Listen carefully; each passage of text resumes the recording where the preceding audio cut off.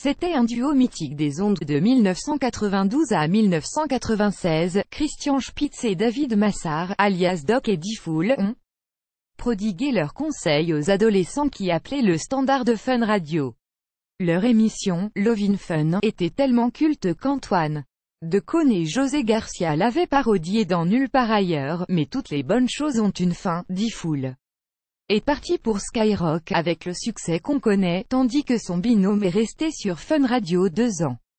De plus, retiré de l'antenne en 1998, Lovin' Fun avait fait son grand retour en 2013 avec le Dox, accompagné de Karel et Karim Acharny. Cette dernière est finalement partie en 2015, avant d'être remplacée par Alice, l'actuelle co-animatrice. Mais ce nouveau trio n'aura pas tenu la distance. Christian Spitz a annoncé qu'il ne remettrait plus les pieds au studio. Le Dox de Lovin' Fun est en colère. « Je quitte Fun Radio », a annoncé le Dox ce vendredi dans Le Parisien. Et vous savez quoi? Je suis bien content de partir. La nouvelle version de Lovin' Fun n'est qu'une pâle copie de celle que j'ai connue. Je me suis bien fait avoir. Le pédiatre avait de plus en plus de mal à supporter le comportement de l'animateur Karel, avec lequel il travaillait pourtant depuis 5 ans. Ce qui m'intéresse, c'est la proximité avec les personnes. Je suis là pour les aider, les comprendre, a-t-il expliqué.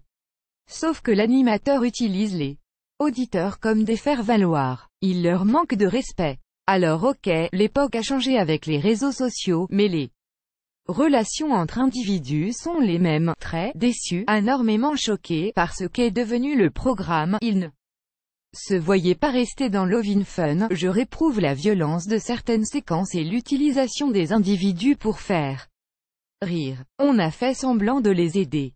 Ne soyons pas hypocrites. Christian Spitz a assuré aux Parisiens qu'il s'était longuement battu pour que ça change, mais je n'ai pas été libre de le faire, a-t-il expliqué. Et là, pour la première fois, on m'a dit que ce n'était pas négociable, une décision ferme qu'il n'a pas comprise. Si au moins l'émission faisait de l'audience, mais non, 90 000 auditeurs, c'est un mauvais score. Christian Spitz poussé vers la sortie par Fun Radio. Sonnette d'alarme ou simple rancœur? Pour la direction de Fun Radio, la réponse est claire.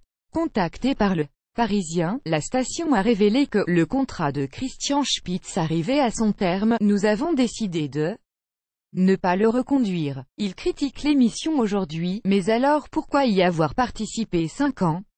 Ça n'a pas de sens. Il ne supporte pas que Lovin' Fun continue sans lui, car oui, malgré le départ de son co-animateur historique, le programme ne s'arrête pas pour autant.